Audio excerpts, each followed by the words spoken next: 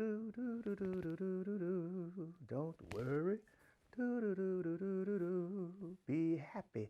Do do do do do. Don't worry. Be happy now. Do do do do do do. Oh, okay. Good evening, everybody. Okay, we're back at it. I got carried away there for a minute, talking about rejoicing and joy and happiness and, all that. I was thinking about, uh, Bobby McFerrin, in 1988. Bobby came up with this song, just when I was kind of hungry when you caught me. Just don't worry, be happy. And it was on time. It was the first a cappella song to hit the charts. That's number one.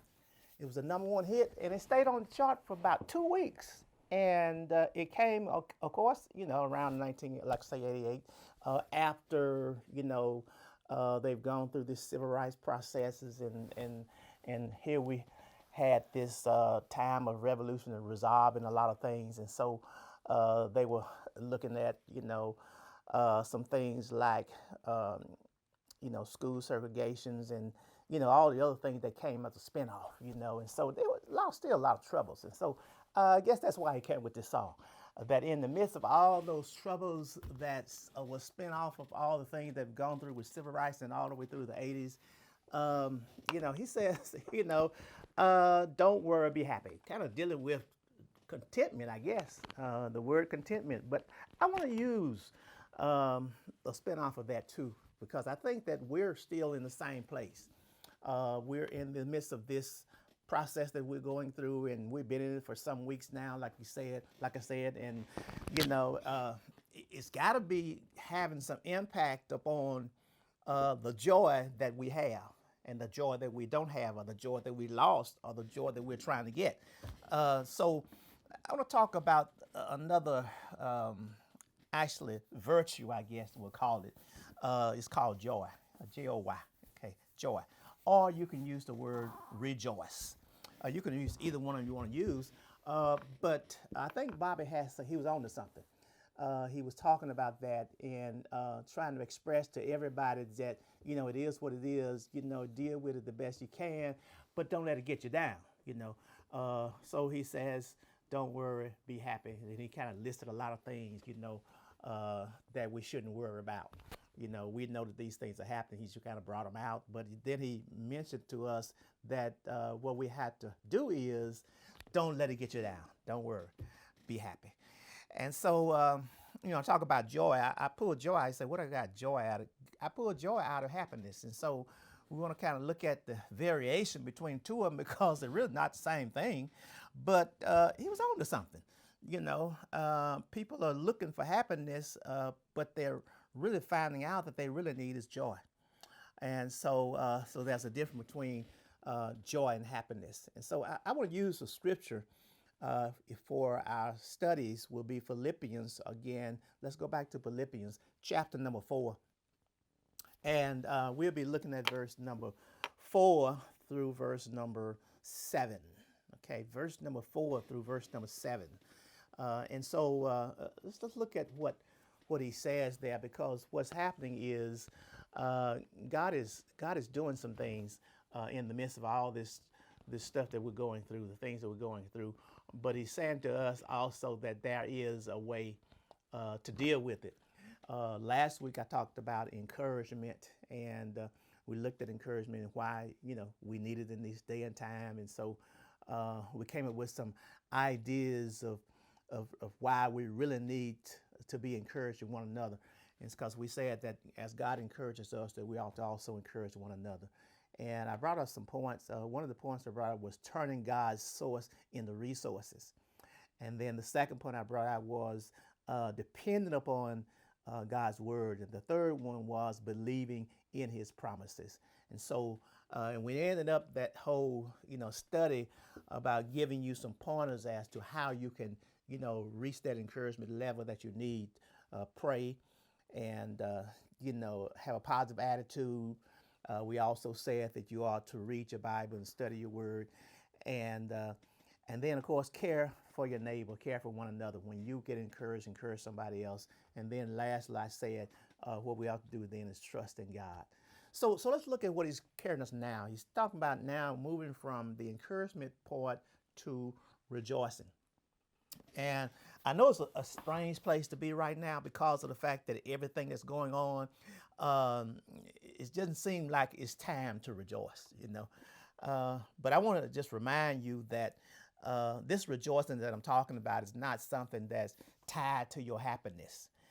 It is more tied to your contentment than tied to your happiness. And so if you want to stay sane and going through problems and situations and staying in it a long time, then you need to learn how to find some joy in the midst of it. Because things are not going to go away. They're going to continue to get worse as we go forward. We're going to continue to reach more challenges. And so we just got to learn how to just calm down and rejoice. Okay? Calm down and rejoice. Well, he says it in verse 4. He says, rejoice in the Lord always. And then he says again, I say rejoice. And so to me that, just kind of sets the stage as to how critical this issue is about having joy in the midst of our dilemma. He says, rejoice in the Lord always. Okay. In other words, always rejoice in the Lord. Rejoice in the Lord is not rejoicing in, the things that we're dealing with. And so he says, change your point of rejoicing. You rejoice in the Lord. And then he says, always. And then he says, don't think about it. He says, again, I say, if you're thinking about trying to, figure out why you can't rejoice and you can't have this joy in the midst of this, he says, think about it like this. Just don't think about it. Just do it. And then so he says, rejoice in the Lord always. Again, I say, rejoice. And then he says in verse number 5, let your moderation be known unto all men. And so he kind of like, from verse 4, he gives us what he wants to do. And then verse 5, 6, and 7, he tells us, what's the spinoff of it, how to get it done, where we're going to be heading if we do what he says in verse number 4. And the rejoicing that he's talking about is something that's just not going to come. It's something that you gotta do. You got to press for it. You got to press for it. And so this is not something that Satan's going to give you. He's something you got to press for. He says, then let. This is actually telling us what he wants us to do. Okay, you let your moderation be known unto all men. Okay, let everybody know, where you are and how you stand. He said, the Lord is at hand. But let them know that regardless of where you stand, God is at hand. And then he says in verse number 6, okay, he says in the verse 6, he says, be careful for nothing. Okay, and we'll come back and digest some of this a little bit further, but I just want to bring it out now so to be on the table to discuss it. He says, be careful for nothing then, but in everything by prayer, supplication, with thanksgiving, okay, let your requests be known unto God. And so he says that, don't think that these things are going to go away. Don't think that I'm saying rejoice and forget that you're going through your trial, that you're going through your tribulation, but rejoice enough so that you can have the strength and the focus enough to actually go to God in prayer and supplication, seriousness. The seriousness. If you really want God to do something, you got to come to him believing that he is a rewarder of them that diligently seek him. You can't come to God, half-heartedly. And you don't really believe God's going to do something. You got to have faith in God. You got to trust him. You got to believe that he's going to do it. This supplication thing is a hard thing, okay? With thanksgiving, see that connection with the heart? With thanksgiving, okay? Supplementing, which means that you are serious, but you're also thankful to God, okay? And then after you get to that point, then now you notice God, that he has the ability to do it, and you're going to him because you know he's able. And so you make your request known. You make a request known. He says, let your request be made known unto God. Okay. And the final part of it, I'll read it anyway, but we need to kind of reserve it for the end, because that's really what God is trying to drive us to believe and to trust and hold on to. He says, this is the results. is that the peace of God, which passes all understanding, don't try to figure it out, okay? He's just warning us ahead of time that this thing is not going to just happen uh, the way you think it's going to happen. We've been in this for quite a while, again, I said. And, we just don't know what's going to happen the next day. And things are happening differently all the time. He says, don't try to figure all that out. He says, the peace of God, which God is going to give you peace in the midst of whatever you face. And whatever you're going to face tomorrow or whatever you face in the day, God's going to give you peace with it. He says, and it will pass your understanding. You will not understand, any of this stuff, and you don't have to, because we don't have to figure out God. We have to figure out God. We have to be God. Okay? And we cannot be God. We cannot come up to the point of God. We have to accept God, believe God, trust in God, and trust in Him to bestow His favor on us. Okay? And so He says, keep your hearts. He'll keep your hearts, and then He'll keep your minds. Okay? Those are the results of what He wants Him to do when we talk about this joy. And so let's dig in here with this joy one more time. Okay? As we really look at, what He's saying. Joy. First of all, I said that joy is different from happiness. Joy is different from happiness. Okay, just because you are happy, you would call what you call happiness, it's not really joy. Let me just tell you the difference between joy and happiness a little bit, so you can kind of make some comparisons to look at this thing. Joy is something that lasts. Okay, joy is something that lasts. That's why you need it. You need joy in the midst of all this because, joy is not going to set you up today and then, fail you on tomorrow. Joy is something that's going to last. Happiness, by the way, is something that is temporary. It lasts just for a little while, guys. Okay, you win that lottery. Okay, you're happy for a moment until you run out of money, and you run out of money so quick because it seems like everybody's your friends now. That you won the lottery, that you did this and that, and long as you're riding in the good car, you got friends, you got people following you. This is all kind of tied to happiness. All this stuff is just temporary. It is not going to last, and so we got to make sure that joy is our target and not happiness. So again, joy is also something. It's something less. So joy springs from within, and it is an internal experience. Okay, so it's not something for without, because happiness is caused by what we call external, circumstances and experiences. And so, to be happy, something has to happen on the external realm. But joy springs. It springs up. It springs up within you. It comes from the inner most parts of your being, and so your inner experience. So just because you see something outwardly one way, God can give you a new perspective of it in a different way, and it becomes a joy instead of something that makes you happy for a moment, and so it lasts. And then thirdly, joy brings with it a feeling of contentment, and that's where that word come in.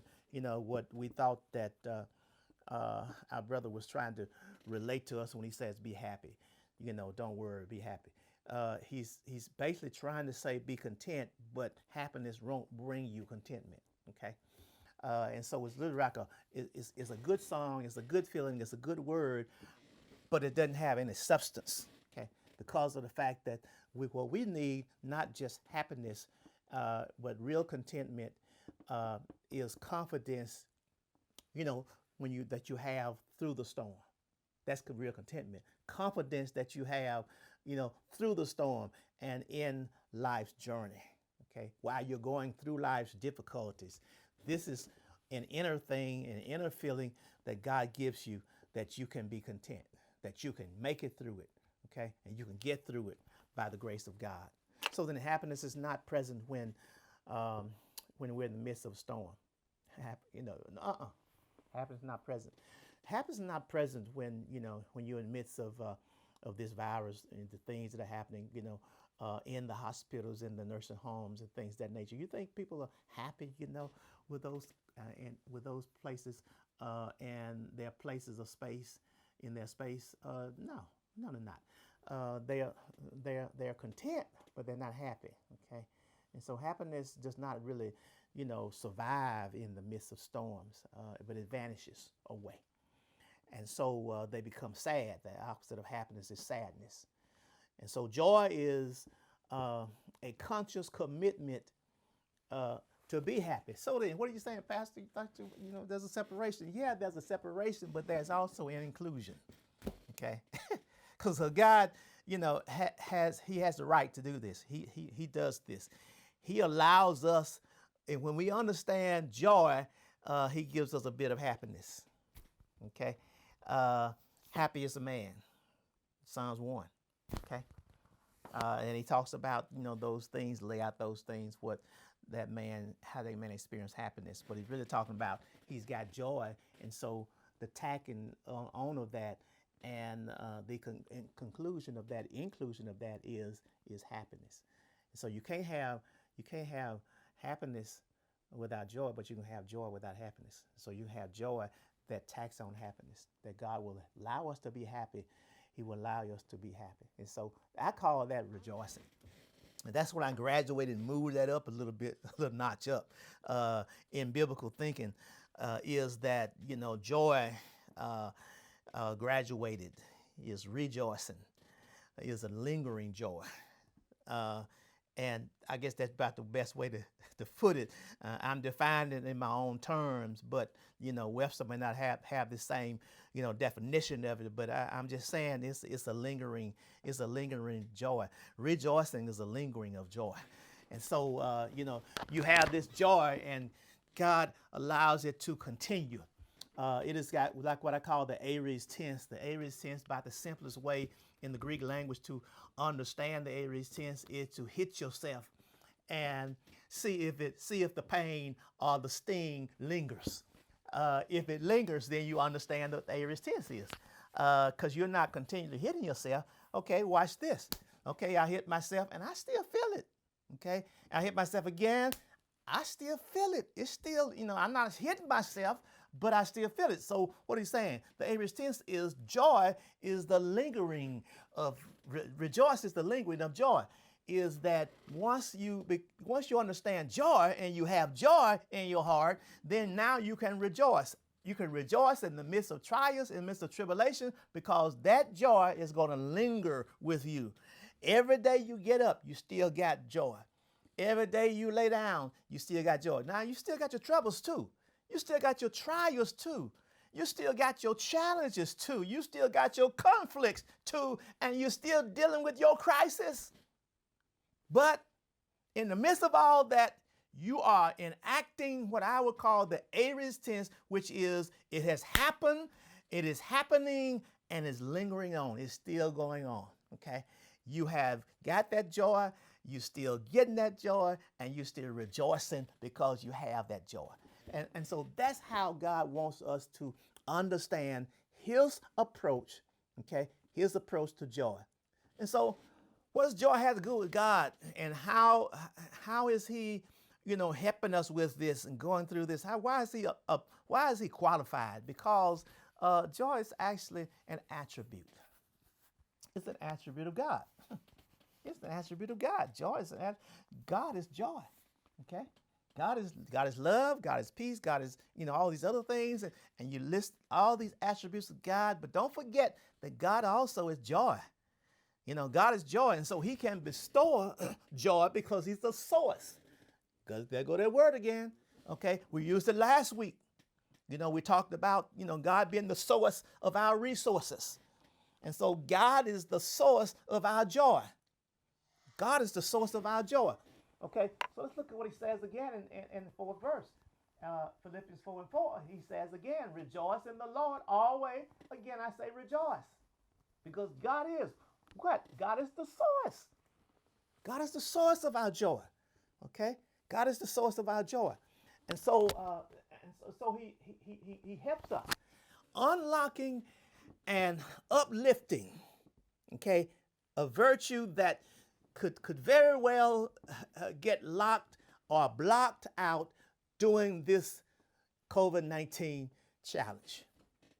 And so that's what I'm trying to do today. I'm trying to unlock this joy that we need, this rejoicing, trying to uplift that out of this, this virtue out of the place in which it may be blocked right now, because we are going through these things right now. We are facing trials right now. We are dealing with numbers changing. There's more people being tested every day, and these ways that they're talking about, and how we're plateauing. And we're not plateauing anywhere. Okay, it's not plateauing. Don't let them fool you, because plateauing, the waves actually, the graphs are actually based on the testing. And so if you test less people, you're gonna have less draft. You're gonna have a less waving. And so that's kind of common science. Okay, and so yes, but more we test people, the more we find out that we haven't plateaued at all. And so we're going to need to know that in the midst of all this, that none of us should get bogged down or blocked down, and that we block our joy. And that we block our joy. Because when we block our joy, the longer, the harder this thing happens, the appearance of light, we don't see any blink of light, no shining. It actually makes it dim for receiving hope from God. And so we don't see any hope, because we've been in this thing too long, and our joy line will get clogged up and will get blocked. And so that's what I want to make sure that we don't let happen. It is easy to lose heart, but it's more difficult to regain strength, okay, to hope again. And so we don't want our hope to get lost in the shuffle of all that's going on in our midst. So this serious look at joy is more than necessary, okay, to stay on the right track, even though the track might seem to be racing in the midst of nowhere and going to the unknown and uncharted territory, no matter how it looks, And this is what it looks like, because nobody really knows. There are too many things that are coming up in these evaluations, and we're thinking that we know more than we really know, and we don't know much. Only God knows exactly what's going to happen with this virus, okay? And so we got to make sure that we don't get off track. And so we're talking about this joy. So the big question is, seem to be sleeping out in this darkness, is what is joy? Okay, what is joy? Webster says that joy is a condition or a feeling of high pressure, high pleasures, I would say, high pleasures and high delight and happiness and gladness, which is far away from the joy I'm talking about, because I'm talking about the biblical joy. And so before we, get deeper into this and start moving to a close, let me just make sure that we understand the joy that we're considering, okay, and not the joy that is plainly projected by the world. Joy actually is an emotion, so deep and so lasting. Joy is a source that causes pleasure, but also causes delight. So it deals with our innermost person, more than predicated on outward experience. Okay, and so this joy is festival, but yet it is feastable. And so, which means that we can feast on this joy, and not just the festival on the outside, is a feast on the inside. And so joy is a state of being. It's a state of extreme happiness. And so that's what I mean by continuing, lingering, rejoicing. And so we're going to kind of look at our joy as what God is talking about the rejoicing. Because if you ask a person what joy is, you'll get several answers. And you ask several people, you'll get several answers. You ask the Hindu what joy is, they will say it's tied to your five senses, and they believe in yoga, being an example of how they express it. And then you ask a agnostic person, well, what is this joy? He says joy is just, happiness for an hour, taking a nap. They going fishing. You see where all this stuff is going. Happiness for a day, doing something that will give you a momentary pleasure. And that's what they would say. And so they are tied to materialism and all this other stuff. And this is where I want to make sure that we don't get swept into, because the hottest thing on the list now is that they're trying to open up the economy, and they're trying to, get people out, trying to, make sure that people, get out to their beaches and go fishing and do all these other things that they think will bring people joy. But they're going to find out that those things are going to be short-lived, because people are going to get tired of fishing, okay? They're going to get tired of going to the mall. They're going to get tired of, going to store shopping. They're going to, it's not going to last. And so this is a short-lived version of happiness. And so this economy type thing, opening up the economy, is not the answer, that we need to have today. Sad to say is that, our joy is tied to this opening up the economy. The joy of the president is tied to opening up the economy. The joy of the governor, opening up the economy. All on the same page on trying to open up the economy. Safer at home. You're not safer. You're not safer. You're not safer. You're not safer. You're not to stay. Even though you stay, you're not safer, because people are finding out now that even the homes are getting engulfed. So people are bringing it to the homes.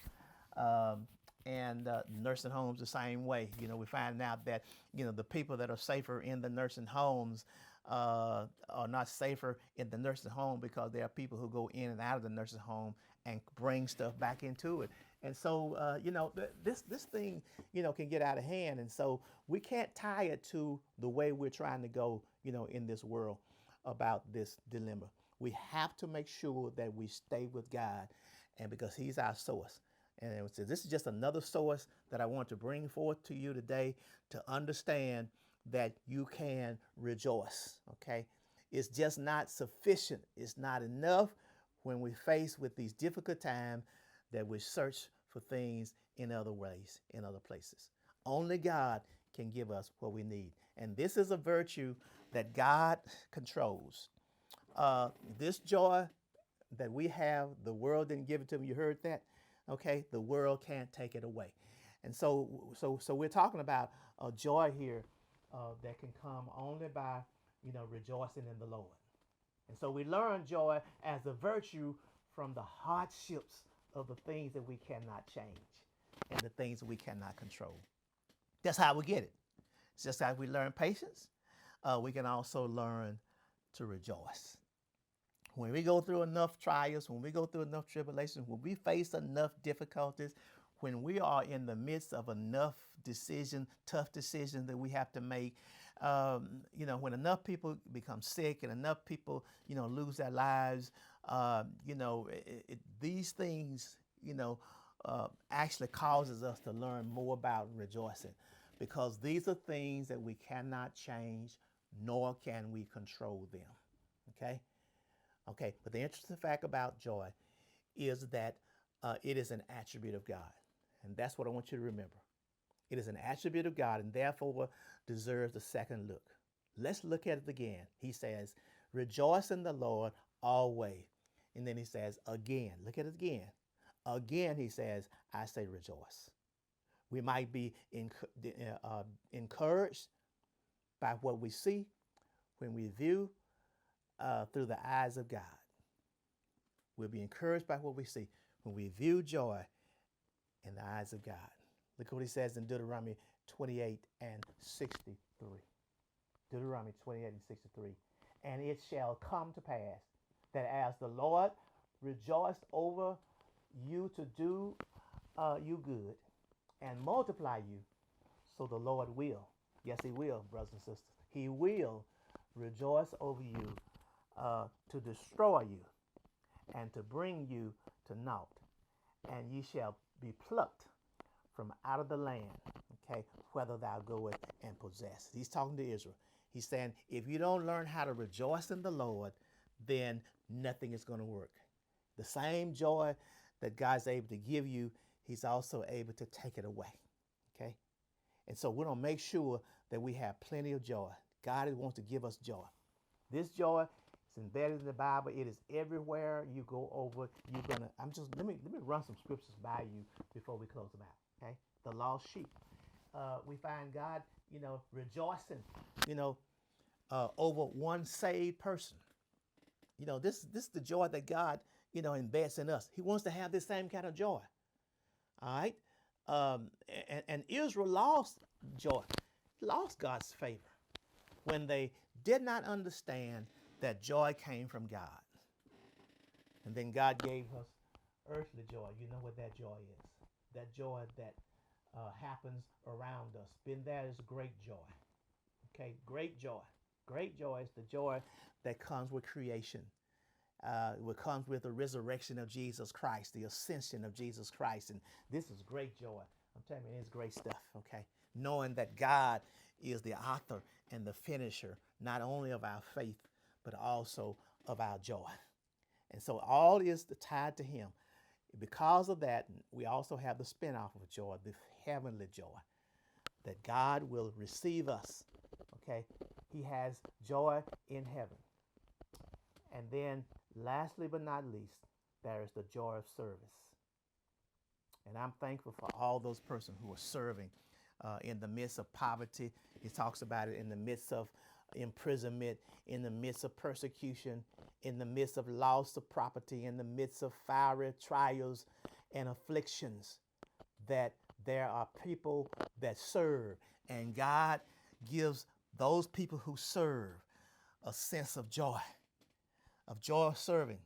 Maybe in a harm's way, but yet they're not in harm's way, because if they're doing what God says, they are serving God and not humanity by itself. And so at the end, what God will do for us is he restores the joy. He restores our joy. He restores our joy. When we are doing the right things with the joy that he's given us, he restores that joy. Okay? And I'm telling you that as we close out, that you must understand that we must rejoice in the Lord. But at the end, God says in verse number 7, that he will give us this peace that we need, this joy that we need. Okay. In verse 7, he says, and the peace of God, which passes all understanding, will keep your hearts and your minds through Christ Jesus. You want to have this joy? Rejoice. Learn through our trials, through our tribulations, we trust in God. And God will give us this peace that we need to face another day, another trial, another tribulation. Thank God for it. Let's rejoice. Be happy. God bless you.